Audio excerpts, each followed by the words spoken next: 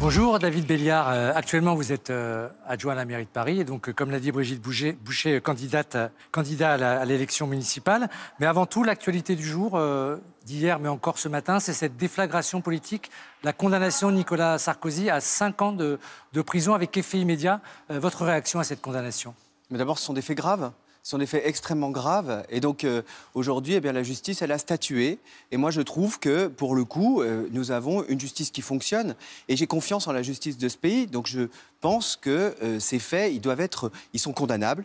Et ils doivent être aujourd'hui condamnés. Moi, j'entends la défense de Nicolas Sarkozy. Et je vais vous dire, je suis très surpris et surtout très choqué par cette défense qui tend à renverser, d'une certaine manière, eh bien, ce président qui a été et qui est aujourd'hui coupable et qui se dit victime de la justice.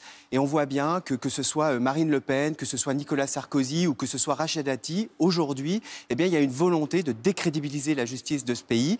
Et moi, eh bien, je le redis ici, je crois en la justice et je pense que personne n'est au-dessus des lois. L'impunité des politiques, ça suffit. Et donc maintenant, il faut que justice se fasse. Au cœur du débat, il y a cette fameuse exécution provisoire que Marine Le Pen subit actuellement avec 5 ans d'inéligibilité.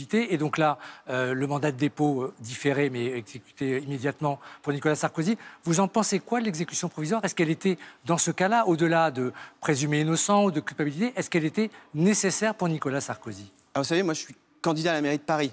Moi, je suis adjoint, écologiste, je ne suis pas juge.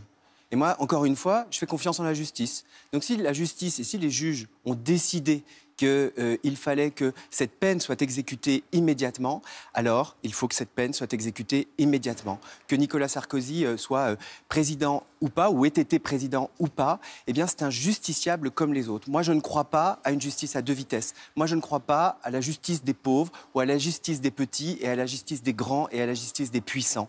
Moi, je pense que la justice, eh bien, elle doit s'appliquer pour tous et toutes de la même manière. Donc, je ne vais pas commenter la décision de justice. Mais par contre, ce que je souhaite, c'est qu'elle s'applique pour Nicolas Sarkozy comme elle doit s'appliquer, par exemple, pour Marine Le Pen. Alors, autre actualité, mais celle-là qui prend son temps, c'est à l'image du Premier ministre, ce fameux budget 2026, ce projet de loi de finances. Qu'est-ce que vous pensez déjà de la méthode? Est-ce qu'il a raison de dire que l'urgent peut attendre, car tout le monde attend ces orientations? Alors, elles devaient être publiées aujourd'hui par notre confrère du Parisien. Une grève traverse le groupe, puisqu'il y a des rumeurs d'achat par M. Bolloré. Donc, on attend ces orientations-là, mais est-ce qu'il est sur un bon rythme en consultant quasiment jusqu'au bout du délai légal, qui est à peu près la mi-octobre? D'abord, vous me permettrez quand même d'avoir un petit mot de soutien pour les journalistes du Parisien qui sont aujourd'hui en grève, parce qu'effectivement, il y a un risque d'achat par Bolloré, encore une fois, et en particulier pendant la campagne et la période des municipales. Et puis ensuite, bonne, mauvaise méthode. Moi, je pense qu'on a un problème tout simplement de ligne politique. On a un problème aujourd'hui que ce soit avec Le Cornu, avec Bayrou, avec Attal ou avec Macron. Tout ça, c'est la même chose. Donc, ce n'est pas une question de méthode, c'est une question de projet politique. C'est une question de ce qu'on propose. Et moi, ce que j'entends, et je le vois puisque j'ai été dans la rue et je le serai encore, c'est que les Françaises et les Françaises, ils veulent une autre politique. Ils nous disent tout sauf Macron. Ils font la loi du plomb. Justement, qu'est-ce que vous attendez dans ce budget qui pourrait, sans mauvais jeu de mots, quelles seraient les lignes rouges pour les Verts dans ce budget-là? Est-ce que ce sont les mêmes que les socialistes, les mêmes que les communistes, voire que les insoumis, ou est-ce que vous attendez quelque chose encore en plus? Par exemple, sur l'écologie, on n'entend plus du tout parler dans ce budget. Moi, j'attends qu'Emmanuel Macron, il entende ce que nous lui disons, c'est-à-dire qu'il faut effectivement plus de justice sociale. Oui, il faut effectivement défendre les retraites. Donc une taxe Zuckman ou l'équivalent? Non. Moi, je vais vous dire ce que je pense, vraiment au fond, c'est qu'il faut changer de politique. Et on ne fait pas un changement de politique avec les mêmes personnes. Donc il faut aujourd'hui que Emmanuel Macron, il entende ce que nous lui disons, il entende ce que disent les Françaises et les Français, c'est-à-dire changer. Et pour changer, eh bien, il faut changer les gens. Et faire, par exemple, ce qu'il aurait dû faire dès le début. Comment changer les gens? En nommant quelqu'un issu du NFP à Matignon. Il y a déjà les résultats des dernières législatives. Il aurait dû faire ça. Il aurait dû nommer une personne issue du Nouveau Front Populaire qui est arrivée en tête des élections législatives. Je ne dis pas que c'est facile. Je ne dis pas que tout ça peut se faire facilement. On le sait, mais ça n'arrivera pas a priori. Même si M. Le Cornu était censuré. Oui, mais d'abord, on ne sait pas.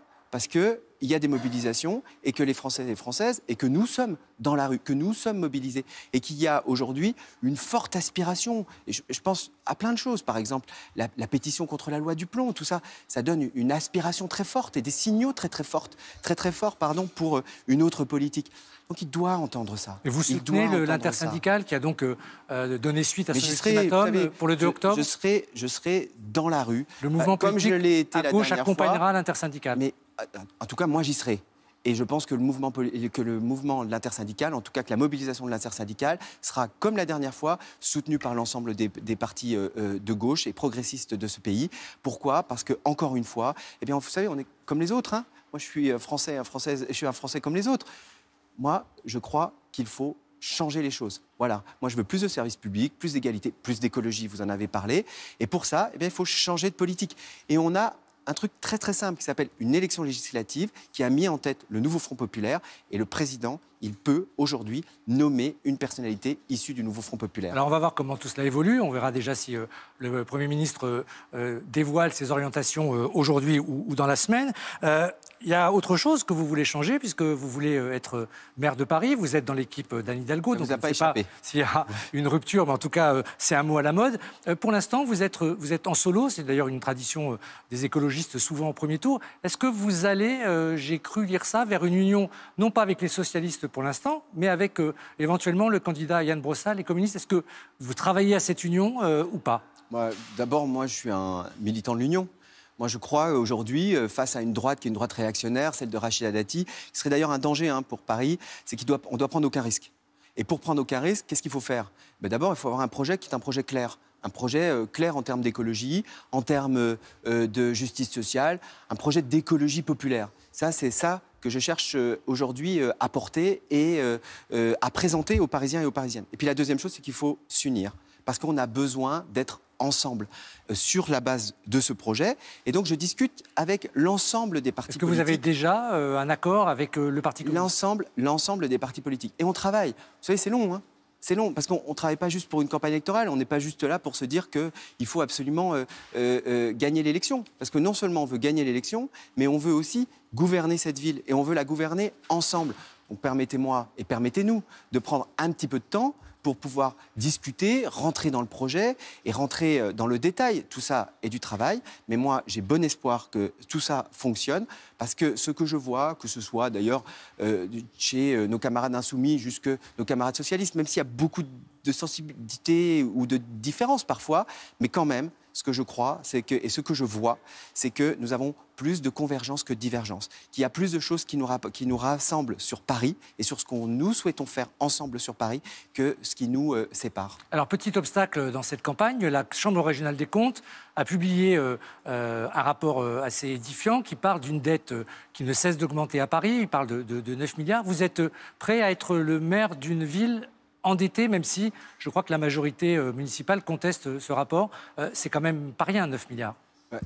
D'abord, effectivement, ce rapport, il pose plein de problèmes. Il ne nous apprend pas grand-chose. Et moi, je fais partie de cette majorité et je pense que nous avons eu raison d'investir. Parce que ce que nous avons fait, c'est que nous avons investi. Et vous savez, nous avons investi alors que l'État était aux abonnés absents. Nous avons investi sans 1 euro de l'État. Vous êtes victime d'un désengagement de l'État seulement? Mais comme toutes les collectivités, comme toutes les mairies, vous savez, c'est là où il y a le maximum d'investissement dans ce pays. L'investissement public, il est d'abord porté par les collectivités locales et l'État est aux abonnés absents. Il n'y a aucune politique en termes de collectivités locales et au contraire, elle ne cesse, et les gouvernements successifs ne cessent de se désengager. Et qu'est-ce qu'on a fait pendant ces 5 dernières années? On a investi. On a investi dans les pistes cyclables, on a fait des rues aux écoles, par exemple, que nous allons fêter demain. Nous avons fait du logement social. Nous avons fait une police municipale. Qu'est-ce qu'il ne fallait pas faire? Qu'est-ce qu'il ne fallait pas faire dans ces investissements aujourd'hui? Et moi, je suis très fier de ces investissements et de ces transformations. D'ailleurs, tout le monde entier voit ces modifications et ces transformations de Paris. Et les Parisiens et les Parisiennes, aujourd'hui, quand je leur parle, par exemple, des rues aux écoles, ils me disent « Pourquoi j'en ai pas une en bas de chez moi ?» Donc évidemment qu'il faut continuer, évidemment qu'il faut amplifier ces transformations. Mais pour ça, il faut que l'État soit à nos côtés. Il faut que l'État, aujourd'hui, investissent dans ces collectivités locales et en particulier à Paris. Eh bien, nous verrons, ce sera sans doute un des éléments de cette campagne municipale qui commence à peine, mais 2026, c'est déjà demain. Merci, Merci à David vous. Béliard, d'être venu ce matin.